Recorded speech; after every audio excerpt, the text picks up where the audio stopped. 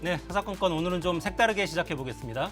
김민하 평론가와 함께 주요 뉴스부터 정리합니다. 어서 오십시오. 안녕하세요. 키워드 4개 가져오셨죠? 그렇습니다. 네.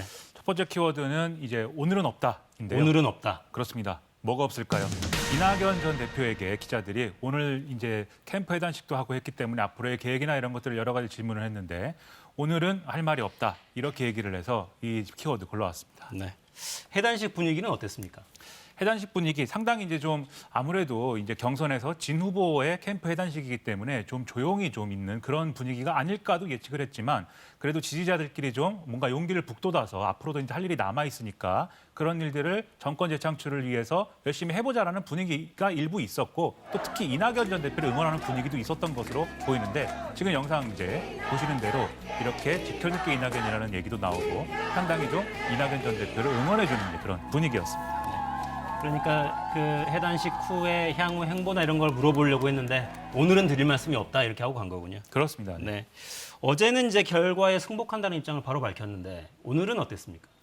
이제 오늘도 이제 마찬가지로 결과에 승복한다 뭐 이런 얘기들에 대해서 이제 물어보는 거에 대해서 앞서 말씀드렸다시피 이제 할 말 없다고 얘기했지만 이 해단식에서 한 말이 있습니다. 그래서 좀 강물이라는 것은 어디로 가든지 간에 하나로 이제 모일 수밖에 없는 것이다. 즉 어제 이제 페이스북에 올렸던 동지를 배척하고 뭐 이렇게 미워하고 해서는 승리를 할 수가 없기 때문에 그런 차원에서 우리가 단합을 해가지고 국민들의 평가를 받아야 된다라고 하는 그런 메시지가 오늘 다시 이제 나왔거든요. 그래서 비록 기자들의 질문에는 이제 할 말이 없다라고 얘기를 했지만 앞으로 본인이 이제 맡아야 될 역할에 대해서는 분명히 하겠다라는 의지를 좀 보여줬다라고 평가를 하고요. 여기에 어제 사실 이재명 지사도 화답을 좀 했습니다. 그래서 이제는 경쟁자에서 동지가 됐기 때문에 함께 길을 찾고 정상에 올라야 된다 이렇게 얘기를 해서 앞으로 이제 두 사람의 어떤 좀 협력 관계 이런 것들을 어떻게 만들어 나갈 것이냐가 남은 과제이다 이렇게 보입니다. 네.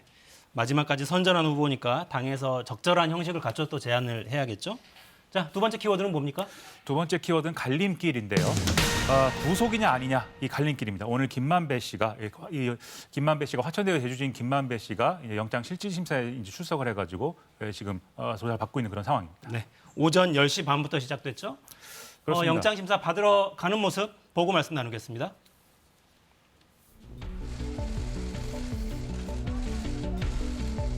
법원에서 열심히 소명해서 하겠습니다. 영장에 횡령, 배임, 뇌물 공여 혐의 이렇게 3가지 적시됐는데요. 전부 다 부인하시는 네, 건가요? 부인하고 있습니다. 사실이 아닙니다. 그분은 전혀 없습니다. 그리고 그런 말 뭐 한 기억도 없습니다. 사실 주인은 제가 주인입니다. 정영학 대사가 어떤 의도를 가지고 그걸 노출했다고 보고 계시는 건가요? 저는 그렇게 생각하고 있습니다. 이재명 지사하고 뭐 특별한 관계도 없고 한 번 만나봤습니다. 옛날에 인터뷰차. 남욱 변호사가 거짓말 참 많이 한다 뭐 이렇게 얘기를 했는데 어떻게 생각하세요? 아마 그 비용 정산 과정에 그런 얘기들을 말한 것 같아요. 700억은 그건 사실과 다릅니다. 네, 모든 혐의를 일단 부인하는 취지로 이야기를 하고 들어갔네요. 구속 여부는 오늘 밤에 결정이 되죠? 아마 그럴 것으로 추정이 됩니다. 이제 지금 이제 보신 대로 모든 혐의를 부정하고 있기 때문에 혐의가 얼마나 소명되느냐 여기에 따라서 구속 여부가 갈릴 것 같은데요. 지금 적용된 구속영장에 적시된 혐의로 지금 나와 있는 게 일단 뇌물을 줬다. 그래서 유동규 전 성남도시개발공사 기획본부장에게 700억 원을 약속하고 5억 원을 줬다라는 부분이 있고 그다음에 곽상도 의원의 아들에게 퇴직금 쪽으로 이제 50억 원을 준 것으로 알려져 있는데 그게 이제 뇌물이다라는 부분이 이제 돼 있고요. 그다음에 배임 혐의가 있는데 이것은 유동규 전 본부장하고 공모를 해서 화천대유의 이제 즉 민관 합동 개발에서 민간에 큰 이익을 거두도록 하는 방식으로 그렇게 사업을 설계를 하도록 해서 성남도시개발공사에 결과적으로 손해를 끼친 혐의 이게 적용이 돼 있고요. 그다음에 앞서 말씀드린 이 55억 원의 돈을 빼돌려서 뇌물을 줬기 때문에 여기에 대해서는 횡령이다 이렇게 혐의가 적용이 돼 있는 그런 상황입니다. 그러니까 화천대유 법인 자금을 횡령해서 뇌물로 제공했다. 그렇습니다. 이 혐의가 되는 거군요. 남욱 변호사가 조만간 귀국할 거라는 소식도 들어가 있던데요. 수사가 급물살을 타겠습니다. 그렇습니다. 이게 이 각자가 지금 이 김만배 씨하고 그다음에 이 검찰에 녹취록을 제출한 회계사 정영학 씨하고 이 남욱 변호사 이 세 사람이 이제 주요하게 이 사건에 좀 여러 가지 역할을 한 그런 이제 관계자들인데 서로 지금 책임을 떠넘기고 있어요. 예를 들면 김만배 씨 같은 경우에는 오늘도 남욱 변호사에 대해서 저렇게 좀 보신 대로 얘기를 하고 있고, 남욱 변호사도 언론 인터뷰를 통해서 김만배 씨가 평소에 거짓말을 많이 해왔고, 그다음에 이렇게 정치권 로비를 하고 뭐 이런 과정에 들어가는 비용이나 이런 것들을 얘기를 하면서 그런 것들은 전가하려고 한다. 그런 것들 때문에 신뢰가 많이 깨졌다라고 얘기를 하고 있거든요. 그런 상황에서 남욱 변호사가 해외에 계속 있어서는 이 책임을 피하기 어려운 상황이 될 것이다. 라고 이제 생각하고 있는 것으로 보이고요. 그리고 지금 외교부에 의해서 여권이 지금 무효화되는 절차 들어갔거든요. 그러면 미국에 계속 있을 수가 없습니다. 그럼 결국 들어와야 되고 들어오면 수사를 받아야 되는데 그 과정이 그러면 구속이 되고 그다음에 여기에서 불리한 조건에 놓이고 이런 것보다는 검찰 수사에 어느 정도 협조를 하고, 그리고 지금 검찰에 제출되어 있는 이 회계사 정영학 씨의 녹취록을 김만배 씨는 이거 신뢰성이 없는 거다 이렇게 지금 폄하하고 있는데, 상당히 신뢰성이 있는 걸 뒷받침할 수 있는 그런 증언들을 함으로써 좀 이렇게 서로 법적으로 이제 대응을 하는 그런 과정이 이어질 것 같거든요. 그러나 결과적으로는 아마 이 관계자들 다 처벌을 받게 될 것으로 보입니다. 네. 관심사는 그거잖아요. 이제 대장동 개발이 진행되는 과정에서 당시 시장이 이재명 현 경기지사, 이재명 지사로까지 수사가 향해 갈 가능성도 있겠습니까? 오늘 이제 국감에서는 그럴 가능성을 이제 어느 정도 배제할 수는 없는 것이다라고 원론적인 얘기를 지금 서울중앙지검장이 했는데요.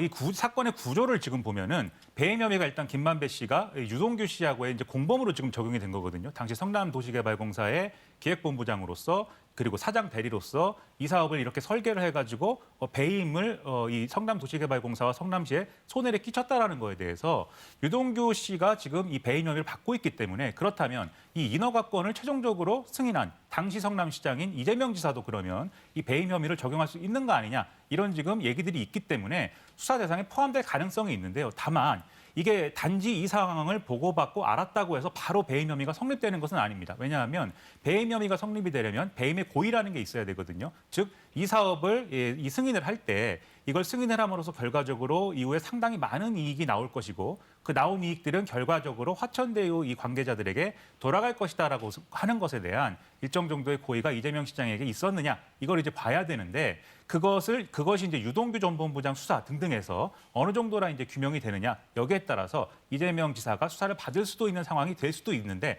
아직까지는 그 가능성을 얘기하기가 좀 어려운 상황입니다. 네.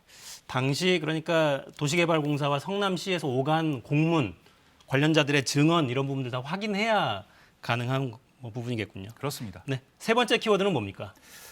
지금 세 번째 키워드는요, 징계 유지입니다. 총장의 징계 관련돼서 오늘 이제 행정소송의 1심 결과가 나왔기 때문에 이 키워드를 골라봤습니다. 네. 윤석열 전 총장이 받았던 정직 2개월 징계는 유효하다라는 판결인 거죠? 그렇습니다. 이 판결 내용을 좀 설명을 드리면요. 지금 법무부가 애초에 징계위에 올렸던 이 징계 사유가 6개였는데 그중에 징계위에서 인정된 게 이제 3가지였습니다. 그래서 첫 번째로는 재판부 사찰 문건, 이른바 이 문건을 작성하고 배포하는 것에 있어서 이제 관여한 이러한 혐의, 그다음에 채널A 사건 관련돼서 감찰과 수사를 방해했다는 혐의, 이 2가지가 있고요. 거기에 더해서 정치적 중립을 훼손했다, 자신의 어떤 정치 활동이나 이런 것들을 했다라는 점에 있어서 3개가 이제 징계 혐의로 징계에서 인정이 됐던 건데요.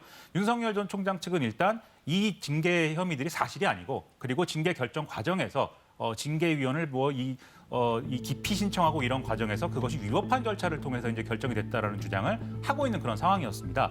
근데 오늘 재판부는요, 일단 재판부 사찰 문건 문제하고 채널A 사건에 대해서 수사 방해를 한 것에 대해서는 이것은 징계 사유로 인정된다라고 이제 결론을 내렸고요. 다만 정치적 중립을 훼손했다라는 거에 대해서는 징계 사유로 인정하기까지는 이르지 않았다라고 판단을 해서 이것을 종합할 때 사실 징계 2개월이라는 정직 2개월이라는 결론도 이 징계 하한이 아니다. 즉 더한 징계도 가능한 상황이었다라고 지금 결론을 내렸다라고 볼 수가 있겠습니다. 네. 그러니까 징계 직후에 아마 효력정지 가처분도 냈던 걸로 제가 기억하는데, 그렇습니다. 가처분은 당시에 인용이 됐었죠. 그렇습니다. 네. 최종적으로 이 징계는 일단 행정소송에서는 유효한 것으로 판결이 나왔어요. 일단 윤석열 총장이 자리에서 물러났으니까 이 오늘 판결은 그럼 어떻게 작용을 하게 됩니까? 일단 임기가 본인이 사퇴를 하기도 했지만 또 임기가 만료가 되는 상황이었기 때문에 7월로요. 이 소송 결과가 나오면 이미 이제 정직 2개월이라는 효력은 이 결론이 나더라도 실익이 없는 그런 결과일 것이다라고 많은 사람들이 예측을 했습니다. 그래서 그 결과대로 이제 됐다라고 보실 수가 있고요. 다만 윤석열 전 총장이 향후에 변호사를 개업한다든지 변호사 등록을 할 때 이러한 이제 징계가 있었다는 것이 어느 정도 고려될 수 있다. 이런 이제 얘기는 가능할 것 같고요. 그 다음에 이거 외에 이제 정치적 맥락에서 사실 윤석열 전 총장이 지금 유력 대권 주자로서 경선에 지금 뛰어든 그런 상황인데 이 자신이 정치 행보를 본격적으로 시작하게 된 어떤 정당성이랄까요? 이런 것들이 사실은 크게 두 가지가 있었습니다. 첫 번째는 정권이 부당한 징계를 자신을 좀 쫓아내기 위해서 밀어붙였는데 그게 부당한 징계였다라는 게 첫 번째가 있었고 두 번째는 이른바 검수완박, 이 검찰의 어떤 수사권과 기소권을 완전히 이제 좀 분리하는 방향 그런 방향으로의 정책의 어떤 진행이 상당히 좀 정당성이 없다. 이 두 가지를 가지고 얘기했던 건데 사실 이 징계가 위법했다, 징계가 부당했다라는 게 지금 흔들리는 상황이 된 거거든요. 이 소송으로. 또 정치적인 맥락에서는 윤석열 전 총장이 타격을 입었다라고 봐야 될 것 같습니다. 네. 마지막 키워드는 뭡니까? 마지막 키워드는 첫 소통은 언제인데요. 오늘 기시다 후미오 일본 총리하고 우리 문재인 대통령의 첫 통화가 이루어질 것이라고 예상을 했었는데 결론적으로는 오늘 이루어지지 않는 상황이 될 것 같아서 이 키워드를 또 뽑아왔습니다. 네. 기시다 총리가 4일에 취임했는데 그러니까 아직 전화 통화가 한 번도 없는 거군요. 그렇습니다. 이게 뭐 다른 정상들까지 다 포함해가지고 뭐 통화가 늦어지는 거라고 하면 그걸 이해할 수 있겠는데 그렇지가 않습니다. 미국, 호주, 중국, 러시아, 영국 정상들하고는 다 통화를 했거든요. 이 사람들을 제1그룹이라고 한다면 한국은 제2그룹이다. 일본 언론들은 이렇게 분석을 하고 있습니다. 그래서 우리하고의 통화가 상당히 늦어지고 있는 건데 오늘도 사실은 어느 정도 통화를 하는 것으로 서로 이제 좀 얘기를 했지만 이 기시다 후미오 내각에서 좀 저녁 때 통화를 했으면 좋겠다. 이렇게 얘기를 하는 바람에 지금 그럼 아예 그냥 내일 하자. 이렇게 좀 협의가 됐다라는 보도가 지금 나오고 있어요. 아무래도 통화를 실제로 하게 되면 기시다 후미오 총리 입장에서는 이 강제징용 판결 문제라든지 그리고 본인이 이제 2015년 이 일본군 위안부 피해자 합의에 대해서 서명한 당사자이기도 하기 때문에 이 부분에서는 강경한 목소리를 낼 거라고 얘기를 하고 있거든요. 이 언론에서 분석하기로는 기시다 총리는 온건파다 이렇게 분석을 했지만 여전히 외교 정책에서는 아베 신조 내각의 연장선에서 있는 것이기 때문에 우리하고의 통화를 좀 늦추고 있는 것도 이런 연장선상에서 좀 의도적 홀대나 이런 게 있는 게 아니냐. 이런 해석이 지금 불가피한 상황이 됐을 것 같습니다. 네. 국내 정치에 활용하기 위해서 외교를 이런 식으로 하는군요. 축하 사안을 4일에 대통령이 보냈는데 문 대통령이 그렇습니다. 답신도 안 했다고 하더라고요. 더군다나 오늘 이제 일본 중의원 해산을 발표를 했기 때문에 이거 지금부터는 또 선거 모드인 거거든요. 말씀하신 대로 선거에 우리나라와의 관계 이런 것들 아마 활용하라고 할 겁니다. 네. 이웃과도 관계를 풀어나가지 못하면 어떻게 될지 생각을 좀 잘해봤으면 좋겠네요. 김민하 평론가 잘 들었습니다. 고맙습니다.